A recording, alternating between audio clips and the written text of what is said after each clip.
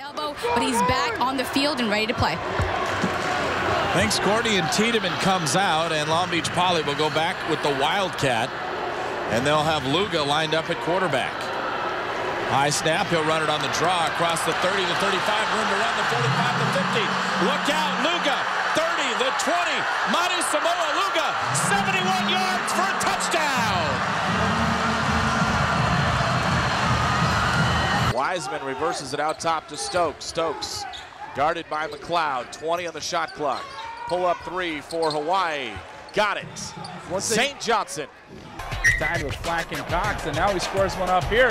1-0 lifted high and deep to left center field. Dorn goes back. He's at the track, and it's gone. How many times in volleyball you get a great kill and then you get to serve? We'll see if the momentum holds true for the Navy and Orange. And a roof right up the gut. Leah Maurer returning to sender. The following is a presentation of Fox Sports. We are Fox Sports. We are LA. It doesn't get any better than this. The red and white of Mater Dei versus the green and gold of Long Beach Poly. Live from Anaheim Stadium for the Pac-5 final of the CIF Southern Section 4 Championships, presented by Farmers. Hello and welcome. Alongside my broadcast partner Tony Moskal, I'm Justin Alderson, and the big night has arrived. This week, it's a Fox NFL Sunday doubleheader. First, Adrian Peterson and the Vikings head to Chicago to take on the Bears. Then, in America's Game of the Week, who's going to play quarterback for the 49ers as they battle Drew Brees and the Saints? Coverage begins with the Built Ford Tough Fox NFL Sunday pregame show at 9 a.m. Pacific, only on Fox. Once again, this Long Beach Poly defense playing outstanding assignment football as well. Huge punt this time from Artie Cole, and Juju Smith fields it at the 15.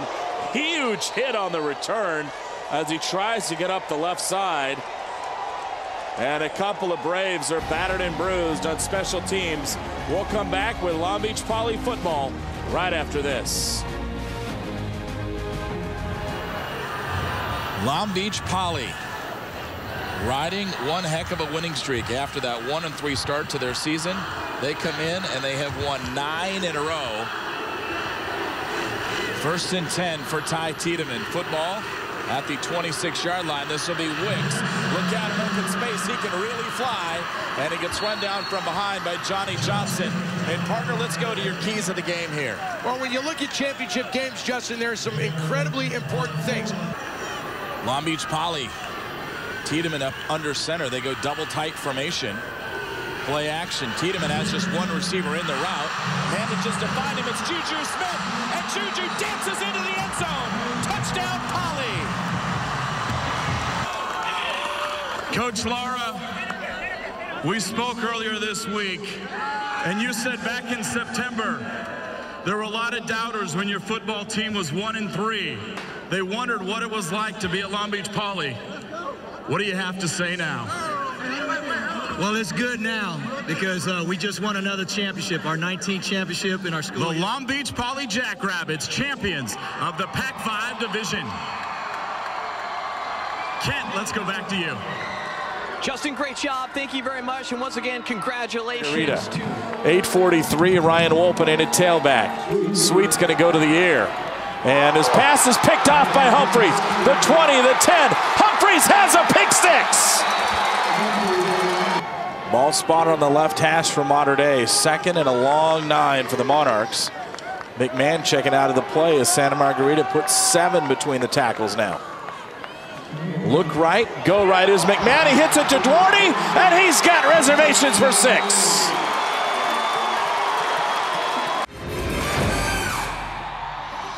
Hi, everyone. Alongside the coach, Dave Bullwinkle, Justin Alderson here. And, Coach, fantastically played first half if you like sloppy basketball. Well, it's early season basketball. I call it November basketball. It was sort of spilled over into December. 6-point basketball game, 43-37. And Bach gets harassed at the midcourt line by Jefferson. He picks his pocket. Now Garrett going to go length of the court. And they get a basket and one. The hometown crowd upset at that call. 6-point lead for the Tigers on plays like this. We'll come back with a free throw for Kelly right after this. Thanks everybody for watching. This has been a presentation of ESPN, the worldwide leader in sports.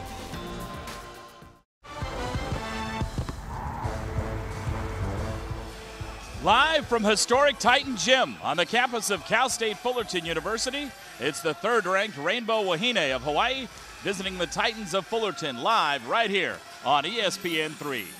Hello and welcome. Alongside former collegiate, professional, and Olympic volleyball star Barbara Fontana, I'm Justin Alderson. WAC Freshman of the Year back in 2010. She grew up not far from Titan Gym here at Los Alamitos. Fullerton into their system, and Moreland puts it away. 9 serving 6. Here's Hewitt. And Nito holding her own.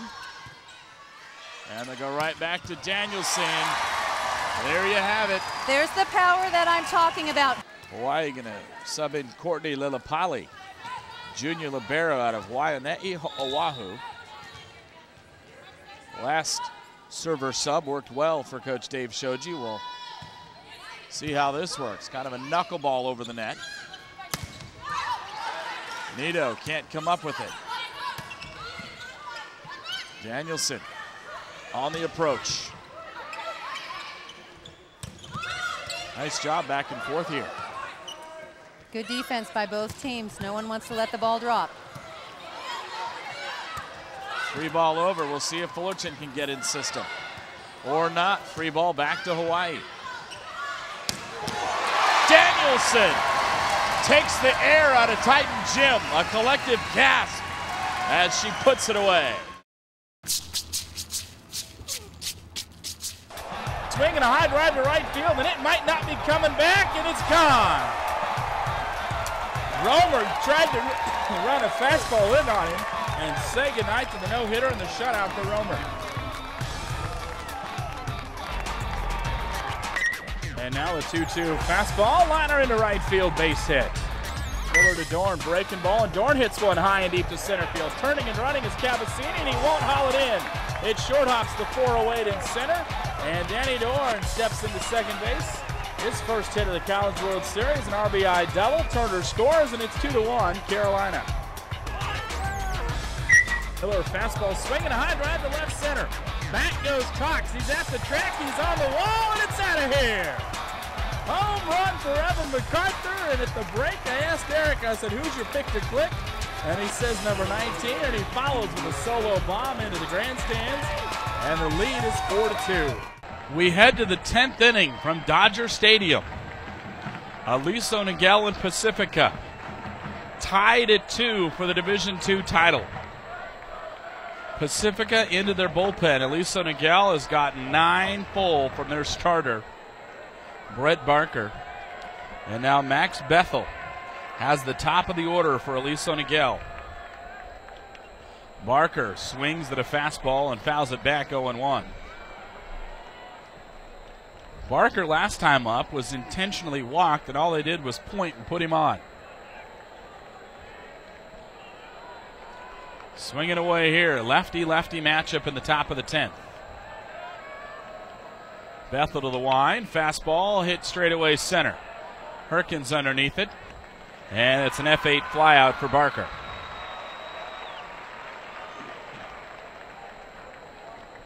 Justin Fowler, the shortstop, now to hit. Pacifica defensively, Daniel Farrell in left. Jono Herkins in center. Matt Gilbody at right. Kyle Davis at third. Trent Chatterton at short. Tanner Negretti at second. Devin Campos at first. Cody Bisline, the catcher. And now Max Bethel on in relief of Davis. So they've kept the same starting 9, have the Pacifica Mariners. All seniors, every one of them. Turning in a game for the ages tonight at Dodger Stadium. 0-1, jam job. That's going to get into the Aliso Niguel cheering section. You look over behind the first base dugout of the Wolverines. It's starting to look like Christmas over there. The teal-clad parents cheering on the Wolverines with the red-clad Corona High School Wildcat fans wearing their bright red shirts.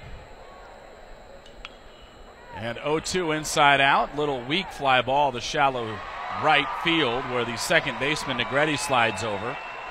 An F4 for Fowler. 2 quick outs in the 10th. And Kyle Parris going to try and do something special for Aliso Niguel. 1 for 4 on the day. Parris 272 on the season. Lefty-righty matchup here. Bethel getting ready to go to work here in his second inning of relief. And a breaking ball misses up and out. It'll be 1-0. Dare I glance over to the Pacifica 10th. It's the 6, 7, 8 slots. Campos, Chavez, and Howard. 1 for 9, those 3 are. This ground ball hit to short. Chatterton has been perfect all day long. A bang-bang play, 6-3 ground out. Let's go to the bottom of the 10th. No runs, no hits, no errors, nobody left. 2-2 game from Dodger Stadium. So Barker to right, Kyle Molnar to pitch. What a position to put a freshman in here at Dodger Stadium. Sorry, I got my Molnars mixed up. Kyle, not Matt. ERA 1.35. 222 opponent batting average. 6 strikeouts versus San Clemente early in the year. And see how the freshman does as Campos steps up to the plate. I tell you what, this prep zone stuff was pretty good. I had the fortune to call Miracosta Loyola in boys volleyball 2 weeks ago, and it went 5. Rally scoring, extra points, 22-20. Miracosta wins it. This is right up there with that. If you like close baseball, fantastic defense, and phenomenal pitching, this is the game you're glad you're joining in. As we're happy to take you into your Friday night here on the first weekend in June. Kyle Molnar to face Devin Campos, the first baseman for Pacifica. And he blows a fastball right by him. The count's 0-2. You know, Tony, we talked about Pacifica starting all seniors. Aliso Niguel, a couple of sophomores, and a freshman in Molnar.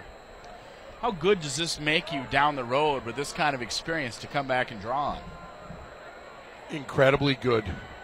You've got youth. What you want to do as a program is you want a mixture of underclassmen and upperclassmen that you can just fill in, where you don't have to replace 7 guys in a year, 8, 9 guys. Where now I'm only replacing maybe 2, 3, 4, and I've got some experience in very key positions, as you see with Molnar as a pitcher. 2-2, that one almost a called strike 3, and here's a breaking ball hit into left field, and it's just inside the fair line.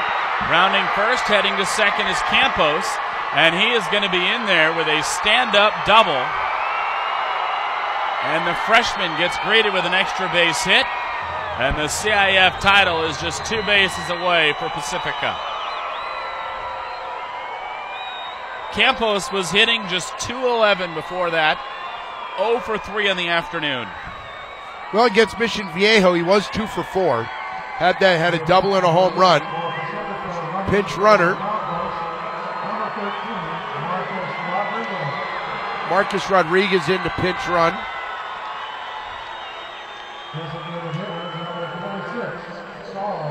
Pacifica High School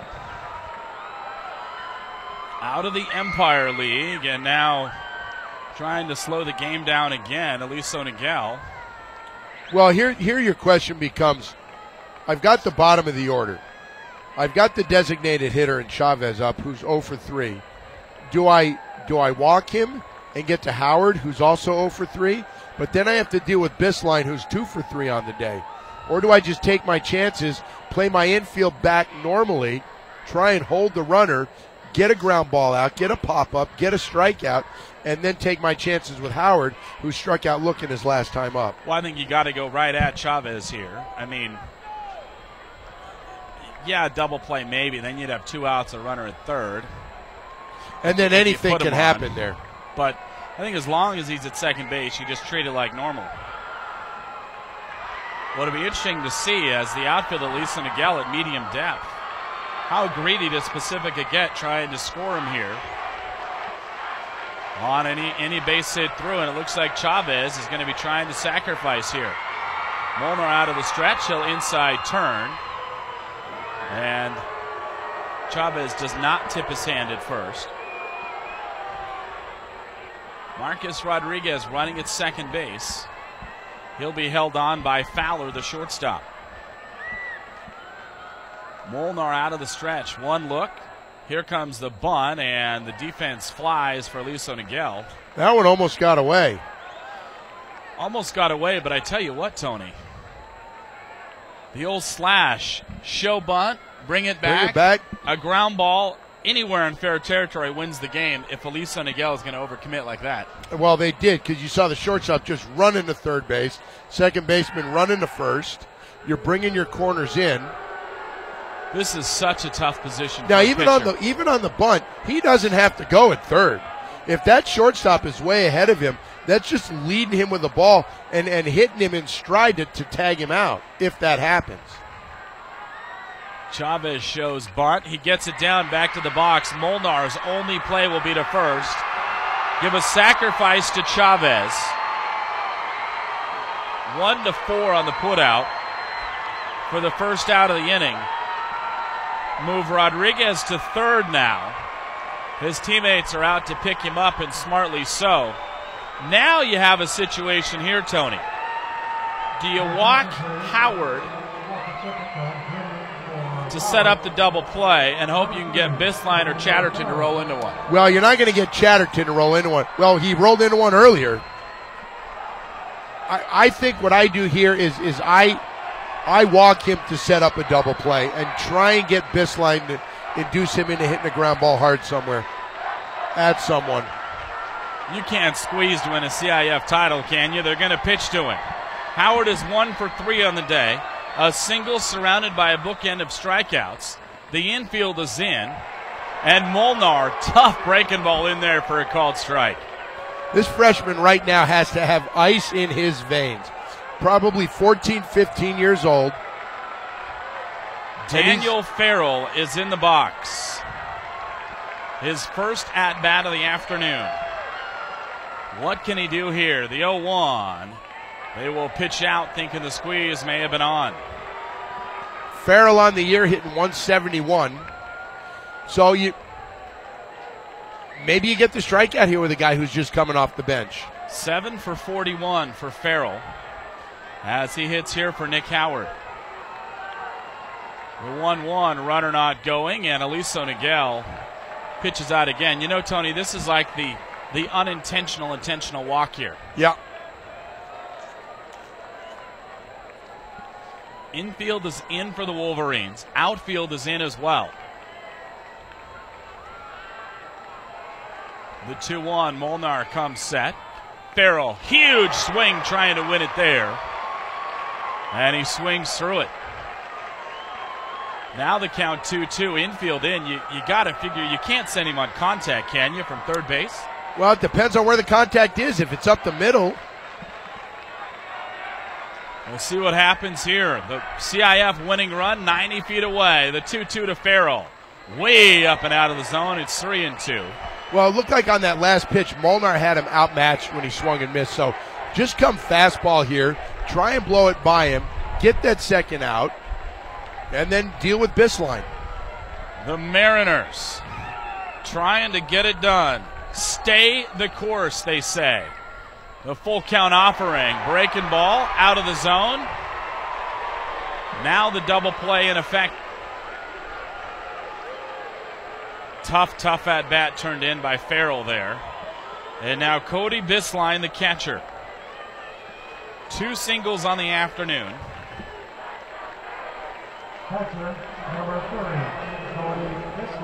And now what this is going to do, Aliso Niguel,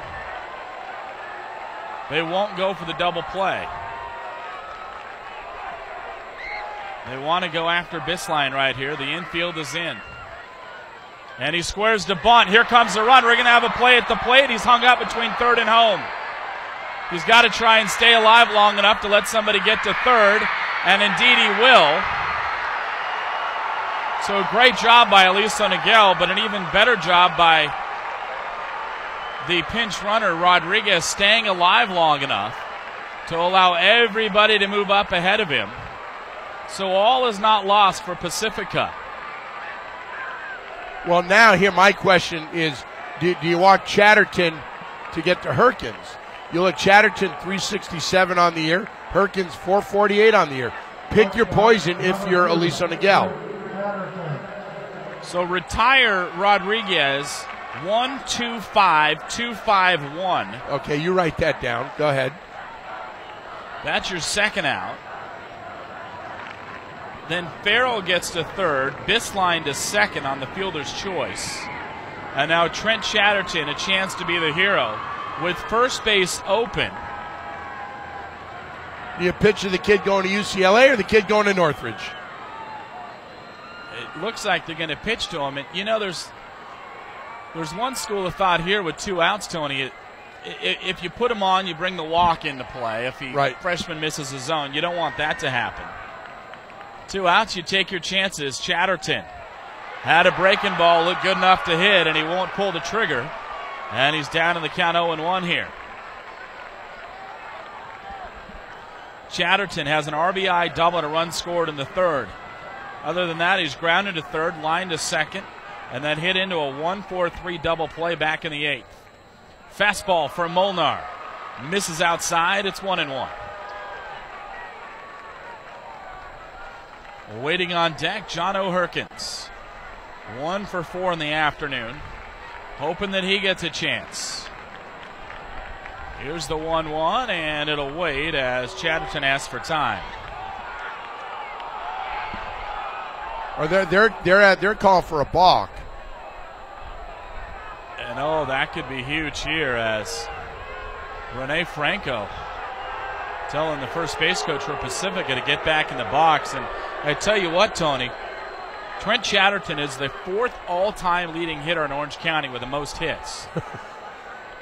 What a time to pop one here. 1-1 in the bottom of the 10th, tied at 2. And he swings and fouls this back into the net. Well, he had him reaching for that one. Now, if you're Molnar, you think, hey, I had him reaching. Now, do I bust him inside here? Do I throw one hard in on the hands? Just stay away. Let him try and go chase it. Of course, you got to be careful of the strikeout wild pitch. Yeah, you don't want that to happen. Steal him home here. Elisa Niguel trying to dodge a leadoff double in the bottom of the 10th. And they almost do as he hits the ball and it was by him. Wow. Holy cow. Holy cow. Apologies to Harry Carey, and Phil Rizzuto. Holy cow. Runners at second and third for the Pacifica Mariners. The runner at second doesn't matter. The CIF title 90 feet away. If Chatterton, the senior, can get him home. The 1-2 breaking ball. Liner fair down the left field line. The Pacifica Mariners win the CIF title.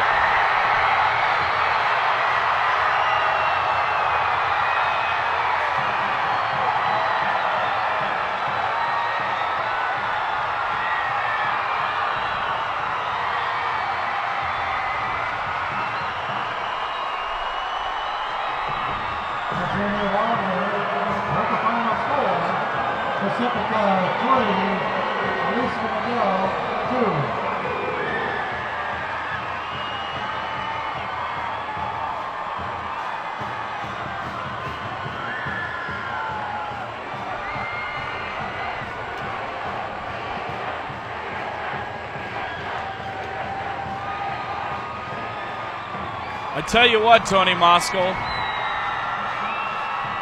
in an age of games, that was the game for the ages, for the Division II title.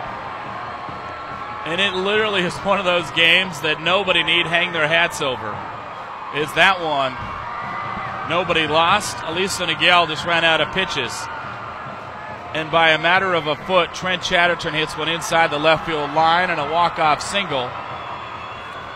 And Pacifica is the CIF champs. Wow. Wow.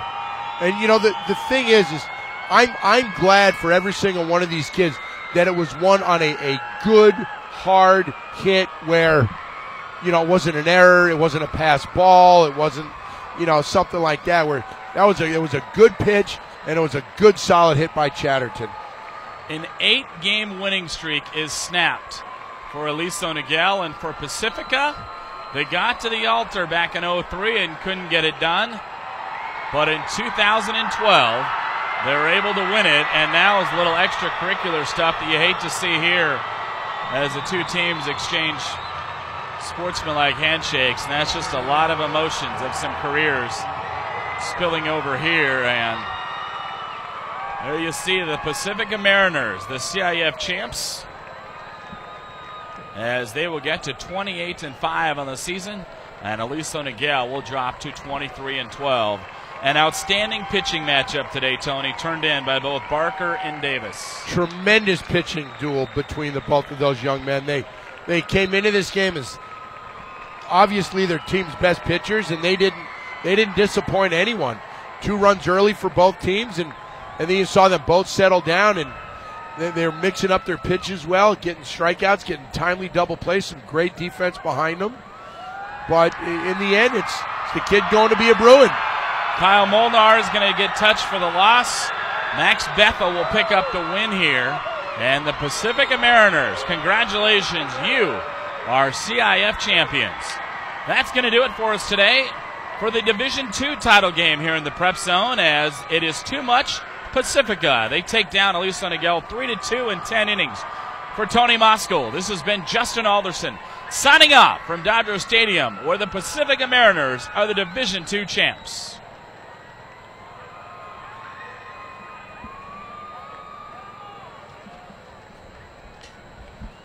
Ladies and gentlemen, we're bringing attention to the home plate area for the